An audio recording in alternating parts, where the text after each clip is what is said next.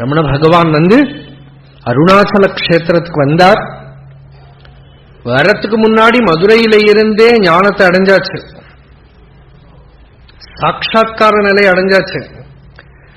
அடைஞ்சதுக்கு அப்புறம் திருவண்ணாமலை வரார். திருவண்ணாமலைக்கு இழுத்துன்னு வந்தது அந்த சக்தி. திருவண்ணாமலைக்கு இழுத்துன்னு வந்தார் அருணாச்சலேஸ்வரர். மீனாட்சி சந்நிதியிலிருந்து அருணாச்சலேஸ்வரர் சந்நிதிக்கு வந்தார். சுந்தரேஸ்வரர் சந்நிதியிலிருந்து அருணாச்சலேஸ்வரர் சந்நிதிக்கு வந்தார். அங்க வர நேற்றுக்கு நாம சொன்னோம், சேஷாத்ரி சுவாமிகள் முன்னாடியே வந்திருந்தார். பெரிய சித்த புருஷர். அருணாச்சலத்துல எப்படி அருணாச்சலேஸ்வரர் கோவில்ல சமாதி நிலையில ராப்பகல் தெரியாம இருந்தார்.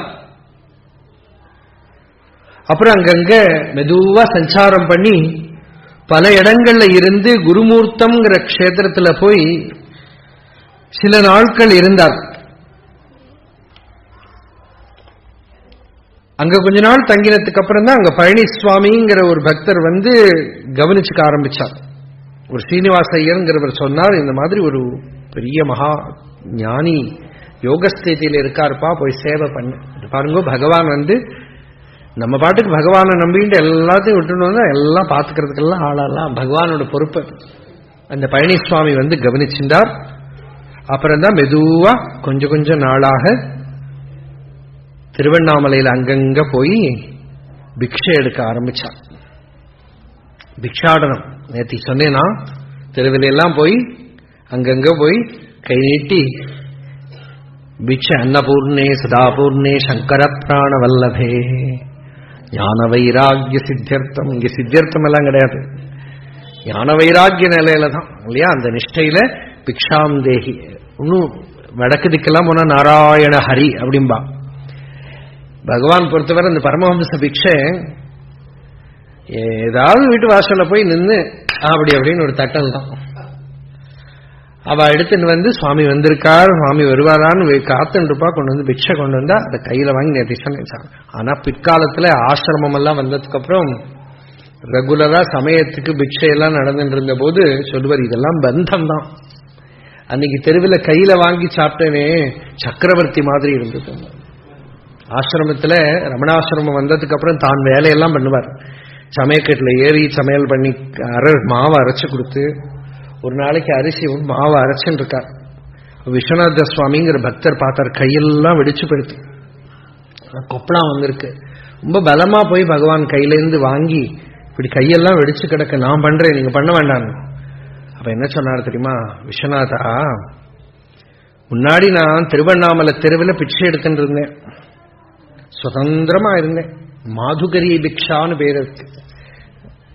மதுகரன்னாக்க வண்டு பூக்கு எந்த கெடுதலும் வருத்தாம ஒரு புஷ்பத்திலிருந்து ஒரு புஷ்பத்துக்கு போய் தேன் எடுக்கிற மாதிரி இந்த கிரகத்தில் அவ சாப்பிட்டதுக்கு அப்புறம் மிச்சம் என்ன இருக்கோ அதை கொடுக்கற மாதிரி தான் போவா.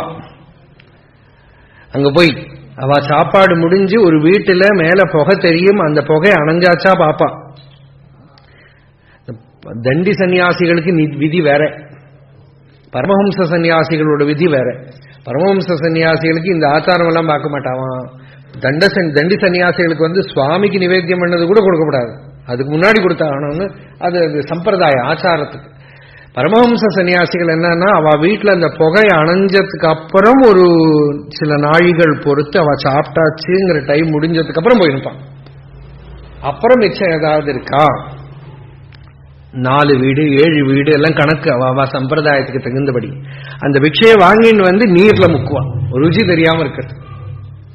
அப்படிதான் சாப்பிடும். பகவான் அந்தந்த வீட்டு வாசல போய் நின்று கையில வாங்கிட்டு சாப்பிட்டு நேற்று சொன்னேன். அப்ப சொல்றார், சக்கரவர்த்தி மாதிரி தோணிட்டு இருந்ததுங்கிறாரு. அன்னைக்கு நான் அப்படி பண்ண, யாருக்குமே ஒரு பொறுப்பு ஒரு ரெஸ்பான்சிபிலிட்டி கிடையாது. ஏன்னா சூக்ஷ்மம் இருக்குதுல.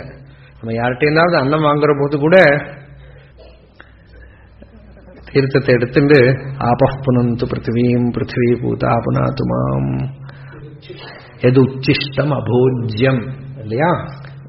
நம்ம என்ன வாங்க கொடுக்கறவன் என்னென்னலாம் வச்சுன்னு அன்னத்தை கொடுக்கறான்னு தெரியாது, எப்படி கொடுக்கறான்னு தெரியாது, எல்லாம் தெரியாது.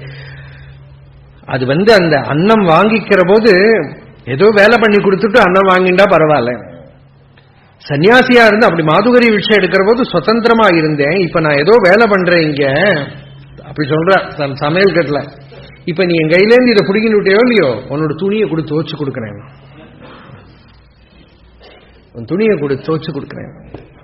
அந்த மாதிரி பாவம் இதெல்லாம் பிற்காலத்துல. ஆனா அப்படி பிக்ஷை எடுத்து திருவண்ணாமலை தெருவில் அப்படியே சஞ்சாரம் பண்ணிட்டு இருந்தார். சில காலம் யார்கிட்டையும் பேசல. இவர் மதுரையிலேருந்து கிளம்பி வந்து அவ அம்மா அப்பா எல்லாம், இப்ப உங்க அம்மா அப்பா எல்லாம் நீங்க எங்க இருக்கீங்கன்னு தெரியும். அழகம்மாளுக்கு அப்பா இல்ல, அழகம்மாளுக்கு தன் பிள்ளை வெங்கட்ராமன் எங்க போயிருக்கான்னே தெரியல பாவம். அந்த அம்மா வந்து வெங்கட்ராமன் எங்க போயிருக்கான்னு தெரியல, ஊர் ஊரா போய் அந்த தாயார் தேடின்னு இருக்கான். கேரளால எல்லாம் போய் திருவனந்தபுரத்துல எல்லாம் போய் தேடினா யாரோ வெங்கட்ராமன் மாதிரி இருக்காருன்னு அங்க போய் தேடிட்டு வந்தா. எல்லாம் முடிஞ்சு ஒரு சில சந்தர்ப்பத்துல அவ சுப்பையர்னு அவ சித்தப்பாவும் போயிட்டார். மதுரையில் இருந்தாலோ இல்லையோ அவரும் போயிட்டார். அப்போ அந்த சமயத்துல வந்த ஒரு சிவாச்சாரிய பையன் சொன்னார், திருவண்ணாமலையில இந்த மாதிரி ஒரு சுவாமிகள் இருக்கார், பேரு வெங்கட்ராமன் சொன்னா, திருச்சுழின்னு சொன்னா அப்படின்லாம் தெரிய வந்தது. அதுக்கு முன்னாடி ஒரு இன்சிடென்ட் நடந்தது. எப்படி தெரிய வந்ததுன்னா, அப்படியே போய் மலையில ஏறி விட்டார். இங்க திருவண்ணாமலை தெருவெல்லாம் நடக்கிறது போய் முள்ள மலையில ஏறி பல இடத்துல தங்கி பவிழக்குன்றில் தங்கினார். இந்த அண்ணாமலை தம்பிரான்னு ஒரு பெரியவர் இந்த குருமூர்த்தத்தில் கொண்டு உட்கார வச்சார். நல்ல தமிழ் வேதாந்தி அவர். அவர் தேடின் வந்து சுவாமிகளை மலையிலையும் வந்து பார்த்தார். பார்த்து பழனி சுவாமி பார்த்துட்டு இருக்கார்.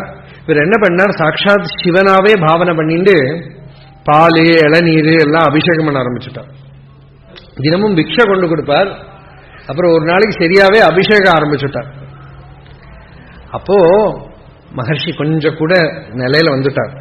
ஒரு கரிக்கட்டை எடுத்து சுமர்ல, இதற்கு தொன்று இதுவே, இதற்கு சேவை இதுவே அப்படின்னு கரியில எழுதினார். அதாவது இந்த அன்னம் கொடுக்கறது தான் சேவை, வேற எதுவும் வேண்டாம் அப்படின்னு கரி. குளிக்கவே இல்லை, அது நான் சொல்லணும்.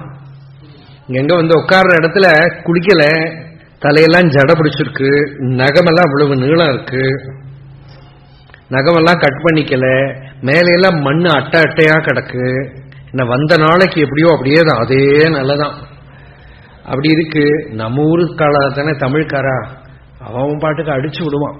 வந்துட்டு இந்த சாமிக்கு 300 வயசு தெரியுமா, நகத்தை பாரு எவ்வளவு நிலம் இருக்கு. பிரமாணம்ங்கிறது நமக்கு கிடையவே கிடையாது, சும்மா அடிச்சு விட. திருவண்ணாமலை வந்தேன்னா அவன் பாட்டுக்கு பேசிட்டு இருப்பான். ரமணாசிரமத்தில் இப்ப கூட பார்ப்பேன்னா சில பேர் வந்து தைரியமா சொல்லுவா, இதுதான் ராமகிருஷ்ணர் சமாதி, இவர் தான் ராமகிருஷ்ண பரமஹம்சர் அப்படின்னு காட்டி கொடுத்துருப்போம். தோ பண்ணும், பிரமாணமே வேண்டாம் நமக்கு. அதனால இந்த மாதிரி வந்து எல்லாம் சொல்லுவாளாம். இந்த நகத்தை எல்லாம் பார்த்து அவர் எப்படி இருக்கு பாருங்க, 300 வருஷம் ஆச்சு இந்த சாமியா இருக்கு தெரியுமா, அப்படியெல்லாம் பேசிட்டு இருப்பான்.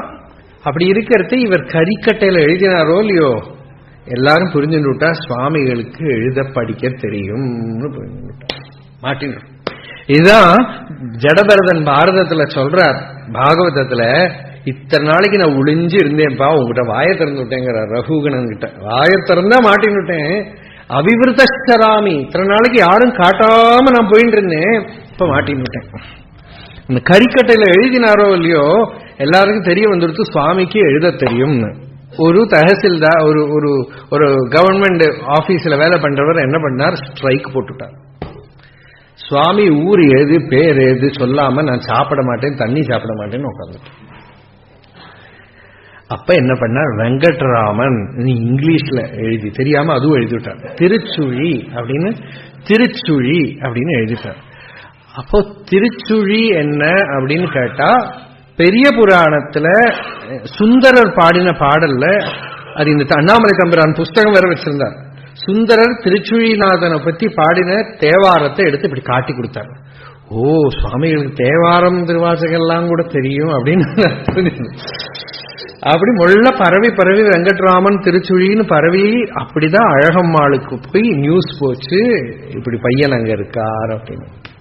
அப்ப அந்த அம்மா தன் பிள்ளை முதல்ல வந்து அவ சித்தப்பா நெல்லையப்பையர்னு ரொம்ப சாத்விகர், அவர் அனுப்பினார். மாந்தோப்புல இருந்தார் அன்னைக்கு மகர்ஷி. யாரையுமே உள்ள விட்டு இருக்கிற ஒரு மாந்தோப்பு, அதுக்குள்ள சமாதி நிலையில உட்கார்ந்துட்டே இருந்தார். அங்க சில இன்சிடென்ட்ஸ் எல்லாம் நடந்திருக்கு. திருடறதுக்கு வந்தவா திருடர்கள், ஏய் விலகு அப்படின்னு அப்படியே உட்கார்ந்துருக்க. மிளகாய அரைச்சு மேல தேய்ச்சு அசங்கவே இல்லை. கள்ளிப்பால் எடுத்து கண்ணுல விடுங்க, அதுக்குள்ள ஒருத்தன் தடுத்துட்டான். பிற்காலத்துல பகவான் கேட்டா, பகவானே மிளகாய அரைச்சு தேய்ச்சாலாமே, எப்படி இருந்தது? ரொம்ப முதல்ல கொஞ்சம் காரமா இருந்தது, சூடா இருந்தது, அப்புறம் சீதளமா இருந்தது. சில ஆயுர்வேத கிரந்தங்கள் அது நல்லதுன்னு சொல்றது.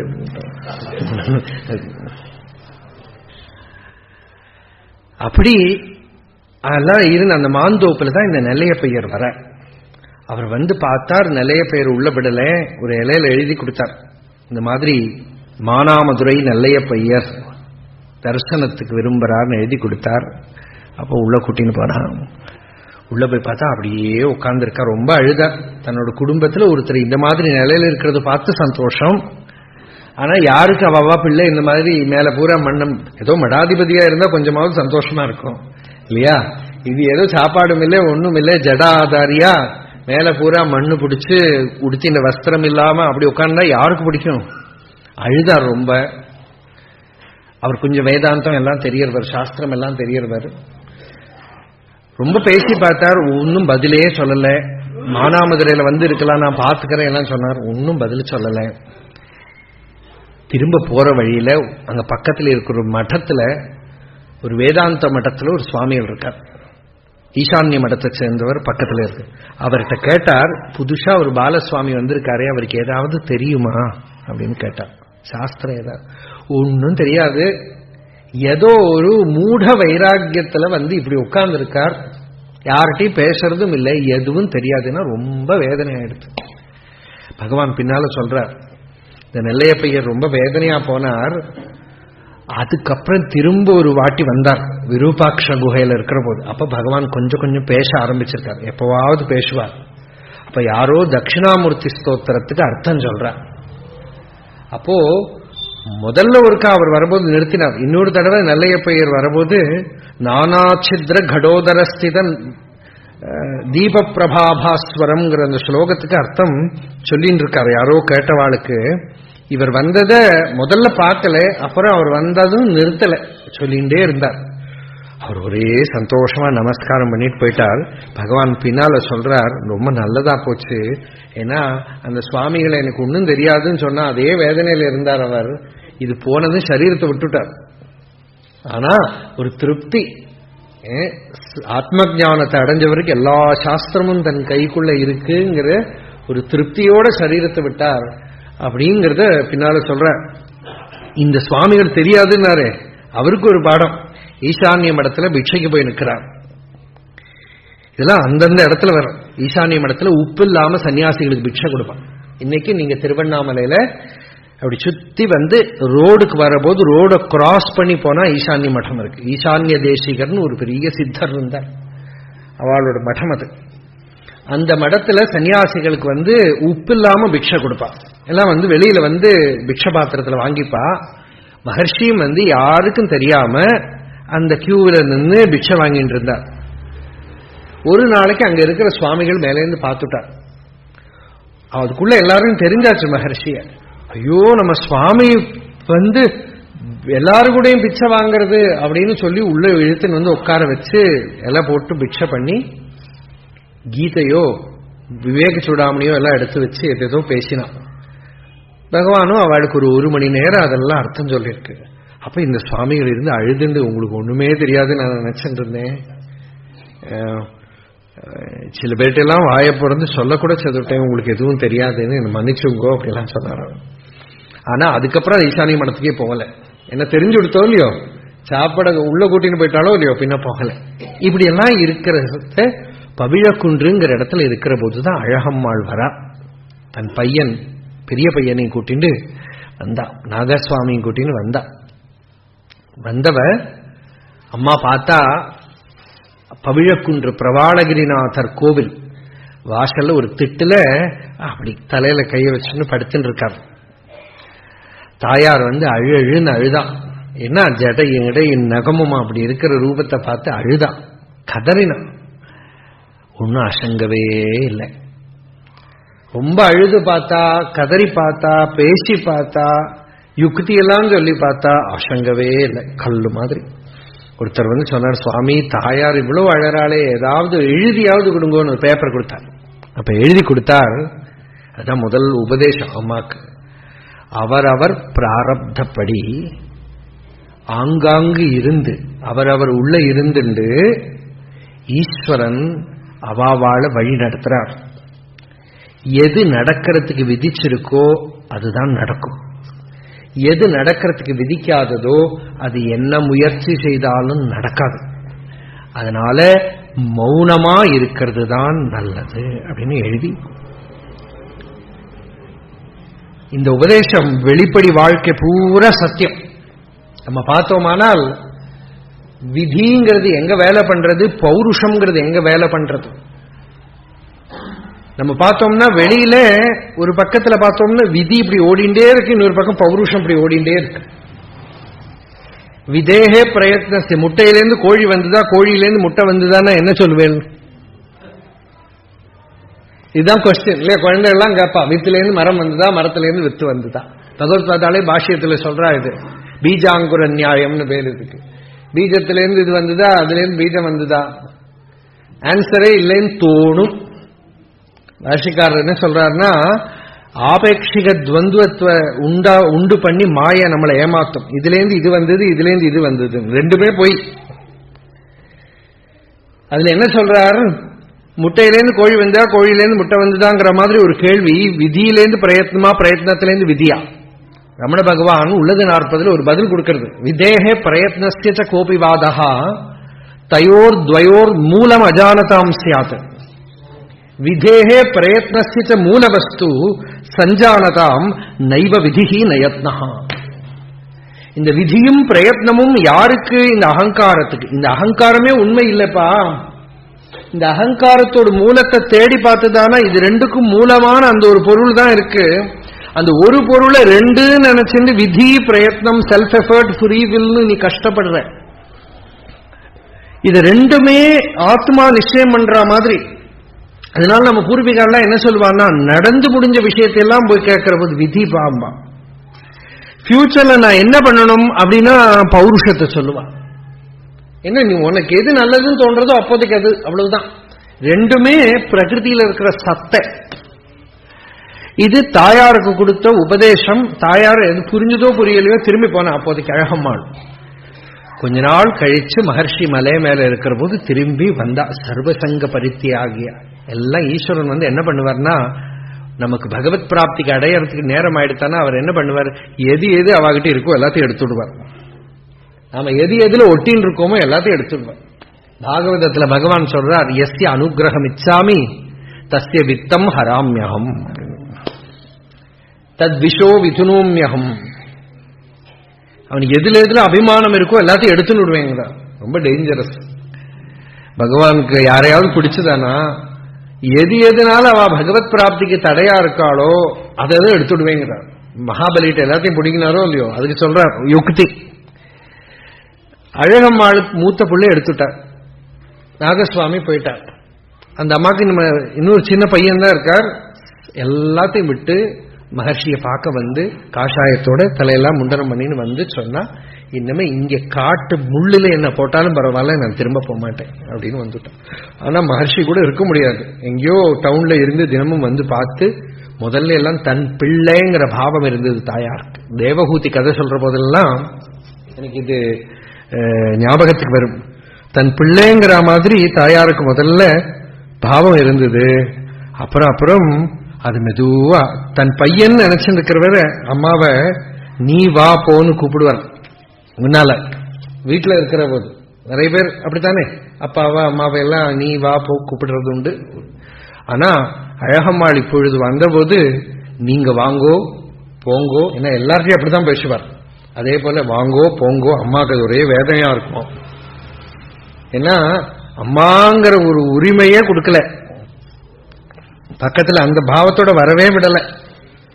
கொஞ்ச நாள் ஆக ஆக அம்மா எல்லாத்தையும் விட்டுட்டு வந்த போது மெதுவா அம்மாவை பக்கத்துல வச்சுட்டு உபதேசம் பண்ணி கொஞ்சம் கொஞ்சமா, ஆனா ஒண்ணுமே இல்லை, சன்னியாசியா வந்துட்டா, கொஞ்சம் கொஞ்சமா ஞானத்தை உபதேசம் பண்ணி பல விஷயங்களை அந்த